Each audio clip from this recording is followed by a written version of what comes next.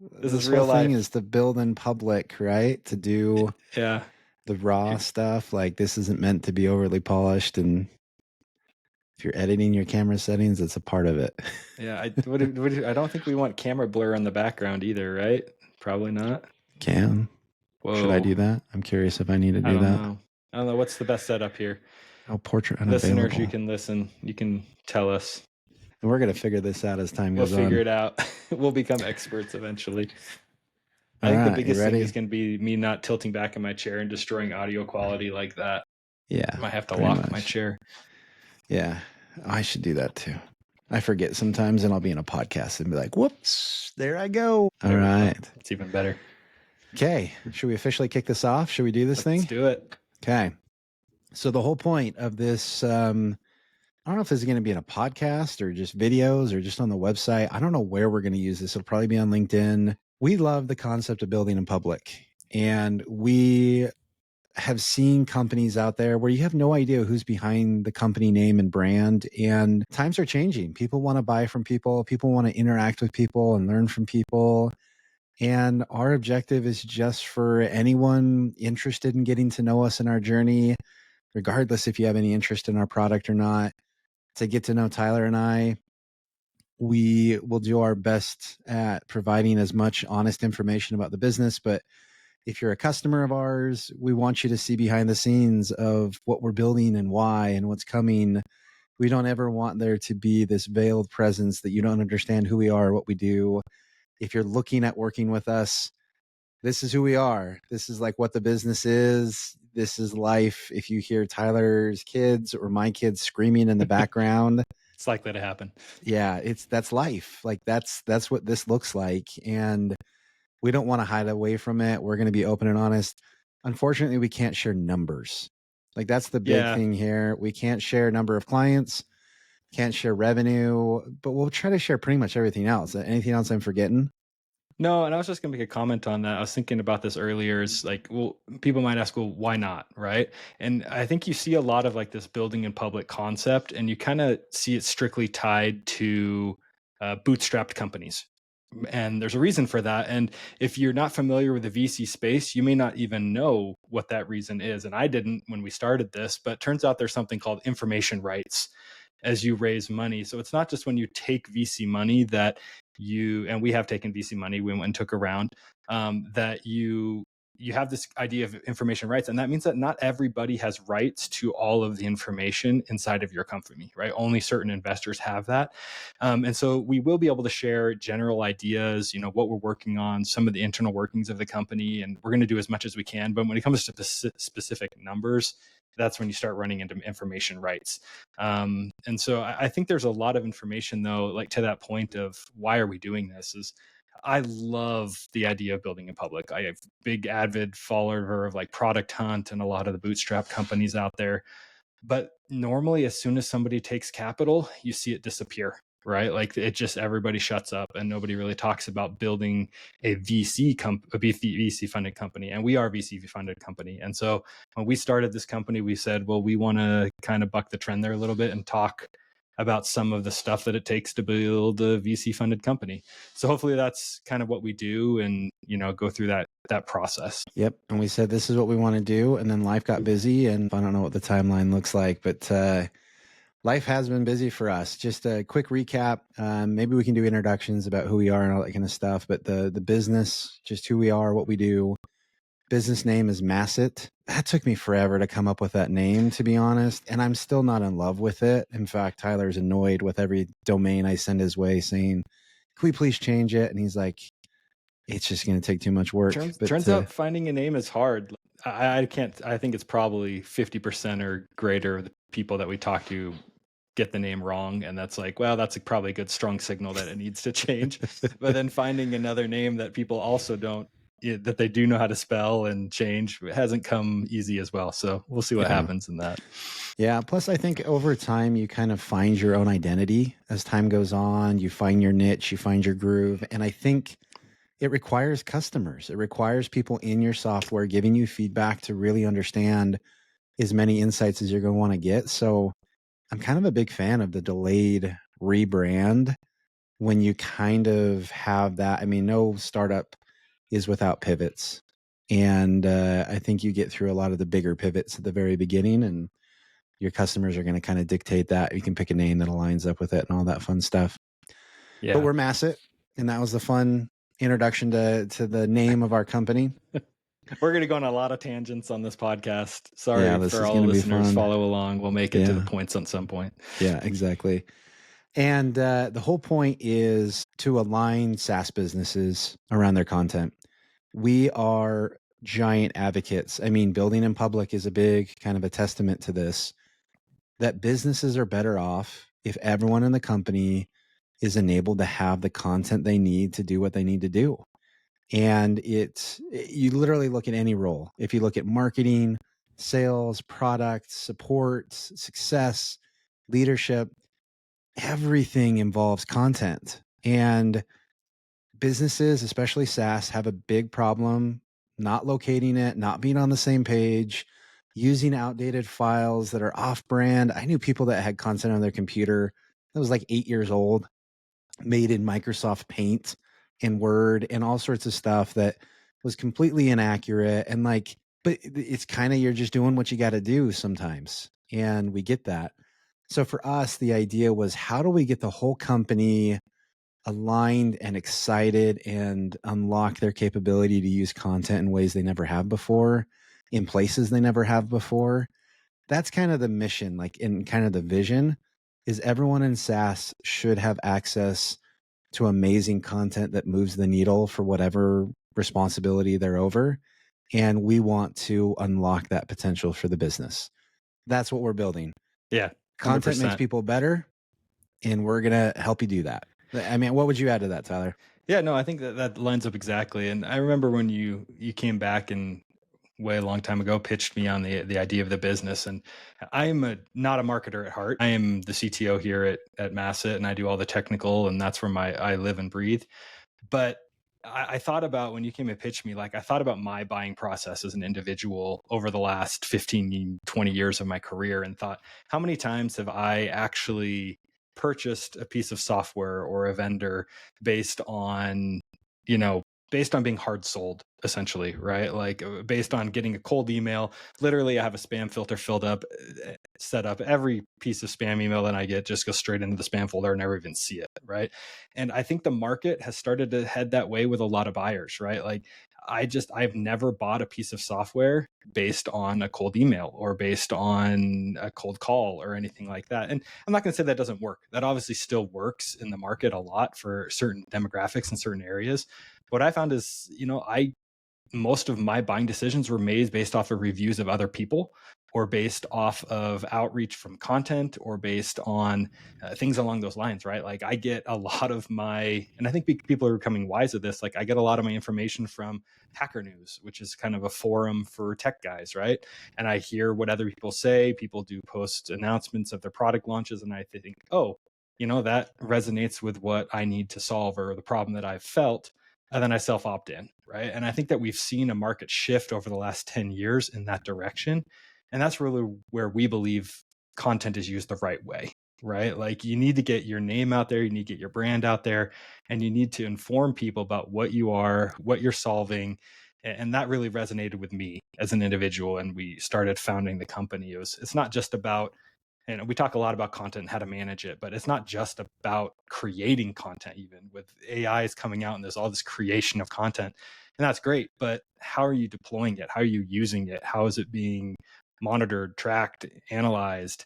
It's this full enablement platform that really resonated. And to be clear, we're not there yet, right? Like we are 100% still building towards that vision, but I think that's where the market is headed. Yep. We have great customers. That sounds very pitchy for the first time listen, for the first vision, but that's a vision. Yeah, and again, it's open. This is who we are. We have great customers who love the platform and use it a lot of different ways. I think having worked with Tyler for, however long we've been working together on this, Tyler's always going to say we're not there yet. And I think that's just a reality. Like in 5 years when we're doing this, Tyler's going to stay on a Friday. We're still not there yet. And I'm going to be, kind of in the opposite boat where I'm going to say, yeah, of course, we've got a lot of great stuff and all that fun stuff, because I see our customers loving it and all that kind of stuff. Um, Real quick, just introductions of who we are is probably helpful. My name's Ben. I've been in marketing for the last 15 or 16 years. I started out my career going to BYU here in Utah. And when I entered college, I genuinely thought I was going to be a Pixar 3D animator. And I went to college. BYU has a pretty good program. And when I showed up, I found out you have to know how to draw to be able to be an animator. I thought, well, it's on a computer. Maybe I can get away without it. And I can't draw at all for the life of me. And so I was like, okay, crap, I got to go find something else. And a roommate sophomore year was like, hey, take an advertising class. I took it. It's fun. You'll love it. It's just entertaining. So I showed up, and first day of class, some guest speaker comes in and says, we have this internship. We're a small digital marketing agency. And if you've ever had the desire to learn how to rank on Google, you can do it. Like, we can teach you how to do that. I thought, hey, well, I don't know what I'm going to do with my life anyways. So might as well go to this internship. And sure enough, worked at the internship. Then I did part-time, full-time. And that kind of led me down this pathway of marketing and digital marketing. I'm obsessed with books and stories. Anyone you talk to that knows me really, really well, I always have a good book recommendation. I'm always listening to Audible, always listening to podcasts. I'm always reading a book to fall asleep and all that kind of fun stuff. I love stories. It's how we connect. It's why I love content marketing as well. It's just the right way to build a relationship with people. And it's always driven me. And I love doing it through the technical side of things. I think video and there's other mediums for telling a story that's really powerful for businesses. Um, Went to a supplement company. That's a long story. I won't talk about it. Went to a tech company, Series A. They had just raised it. I went and helped them start demand generation. And at one point in time, there was just two of us on the marketing team, the creative director and myself. So I took the demand, he took the brand. And a little less than 7 years later, the company went public and I got to see all that fun stuff. This is where we saw the problem of internal alignment, not for a lack of wanting, but for a lack of resources of alignment around content. And somehow I managed to convince my wife to let me leave a pretty high paying public company job. At one point in time, there's only like 10 people there that had been at the company longer than me, and convinced her because I told her how passionate I was and that we had talked to all these other business, executives and stuff. And it was a pretty universal problem we were looking to solve. And so she said, hey, sure, go for it. And haven't looked back since. So that's kind of me. Um, as far as family goes, we live in Utah. We're based out of the whole company's out of Utah and all that kind of fun stuff. I have 4 boys, wonderful wife, all boys, crazy life, and just a lot of fun. And I'm sure I'll talk more about my history and past and other episodes, but I'll let Tyler kind of introduce himself. Yeah, definitely. If you're noticing there was a cut, there was a cut because after we recorded and I did my introduction, I thought, yeah, that just didn't do a really great job of doing my introduction. So I decided I wanted to come back and re-record it again. So uh, Tyler Russell is my name. I'm the CTO, co-founder here at Masset. I also went to BYU, Brigham Young University. This year, I feel like I can claim that because we did pretty well in the Big 12 in football. Basketball, we'll see what happens this year. Hopefully we make it to the tournament. We'll see. But hey, we had a big win over Kansas, so that's all that matters. We can write everything else of the season off. We know how to Um, be really disappointed as BYU fans, and we'll take every yeah, win we can get. any win. That's what most people don't understand about BYU fans is that like any win is a big win for us. It doesn't matter what team we're playing against. If we win anything, it's like, yes, I'll count it. Yeah, so I started my career there, or I went to school there. I studied computer engineering, which is actually chip design and building of microprocessors. That was my dream, was to go and build. But at the time, Apple was making iPods and iPod touches, and I thought those were the coolest things ever. So I decided I wanted to go and do that. Studied for 5 years to get a 4 year degree. I was a little bit slow, but finally graduated, interviewed around, and decided, you know what, it just really wasn't for me. And so I leaned back on my computer science minor that I had and went and interviewed for some other computer sciencey jobs and landed a spot at a nonprofit doing data warehousing and master data management, which kind of shaped the entire future of my career. It was a really big, large nonprofit, and I really got a lot of exposure to data and the world of data. which led me to go to some financial companies and then go to some tech data companies, and kind of worked my way actually kind of opposite direction of what you mentioned, Ben. Is like I started at really big companies early in my career and kind of got smaller and smaller and smaller as I went on.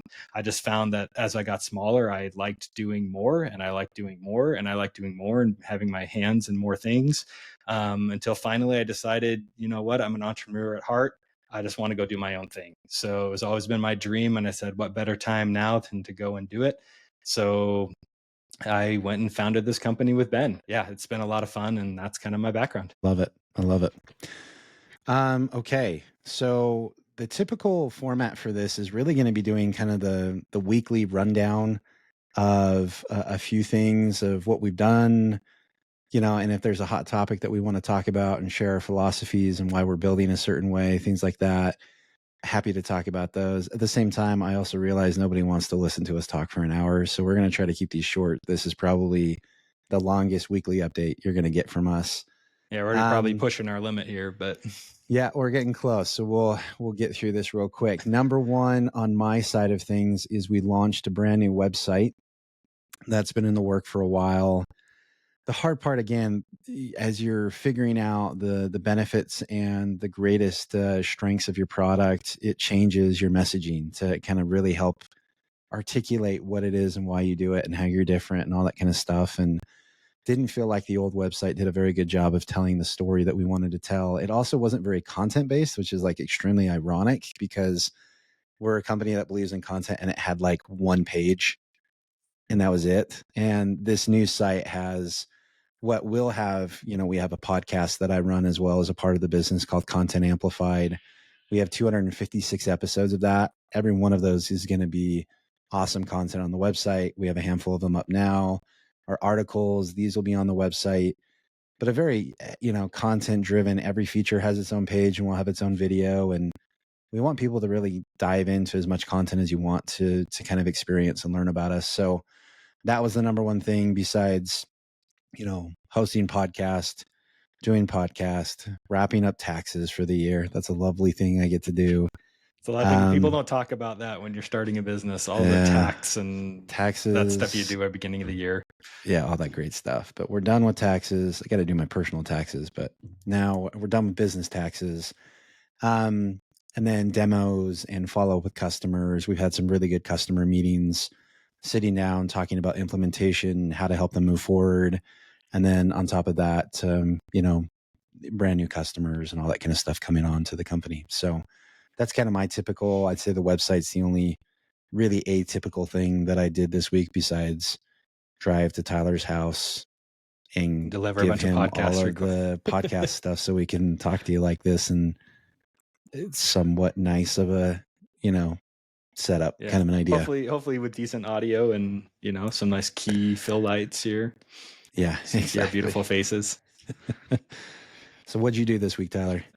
This week, so it's going to be hard to kind of explain some of this without some context, just jumping in. But the way we work on the engineering / product side at Masset is we'll probably do maybe a discussion of this another time. But at a high level, we kind of have 2 to 3 big, what we call vision initiatives every quarter.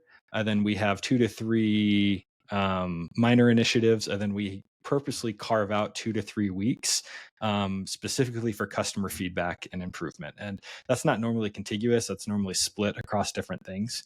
So this week, I actually spent quite a bit of time on customer feedback and improvements. So we have a new customer that just onboarded that had a requirement to support CR3 raw files. And so that turned out to be that CR3 raw files are relatively new within the last year or 18 months. And so a lot of systems and software don't support it natively. So I got to go and, update a lot of our software and actually got to compile a bunch of libraries from scratch so that we could go and build that support in. So that was one of the major deliverables that we worked on this week. We also made some UX enhancements to both bulk updating, bulk changes, and we also one of our big vision, what we call our big rocks for this quarter, is a HubSpot integration. So that is something that I invested a few days into as well, and that was really fun to kind of get in there and see that's kind of on the forefront. I mentioned this to you previously, Ben, but if you go to all the HubSpot's integration documentation, it all is very beta, and they put that beta tag everywhere. So it's kind of fun to be on the forefront of that and seeing how we're going to do that integration and, move the content from Masset to HubSpot. And that kind of lines up. Again, I don't know how much we want to talk about principles or vision here in our weekly updates, but one of our vision points is when you're managing content, it needs to be where your people live, right? And obviously salespeople don't live in digital asset management areas. They live in sales enablement areas, or they live in their CRMs, right? And so our goal is to move the content as close to the CRM as possible so that we can have it in HubSpot or have it in Salesforce. I love it. Well, we'll try to keep these to 20 minutes or less in the future. And so with all the introductions, all that kind of stuff, we're going to call it short. Honestly, we're going to post these weekly. Like, we're committed to it. I'm 256 episodes into a podcast, and believe me, I have the stamina to make sure that we do this each and every week. And the idea, again, is no stone unturned. You're going to learn about what we believe, why we're building, what we're building, roadmaps. We're really not afraid of sharing pretty much anything that we're allowed to share. And when we mess up, right? Like I think that's a big part of it. We mess up, and then we'll see if we edit out the parts that I messed up in this. But if not, you'll see that we are not perfect. I can tell people. You that. Tyler's not the editor. This is going to be raw. Yeah. So I love it. And for any customers, again, we'd love your feedback and things like that. If you ever want to come on and talk to us and all that kind of stuff in real time, happy to do it. We have amazing customers and people we work with, and we'll probably try to get our investors on here and introduce them and all sorts of fun stuff. If there's ever questions that come up, let us know. But, hopefully this content's worthwhile, and more than just Tyler and I can get benefit out of it. So have a good week, and you'll probably see this on Monday, but we're recording on Friday. And thanks for the time. Yeah. See you next week.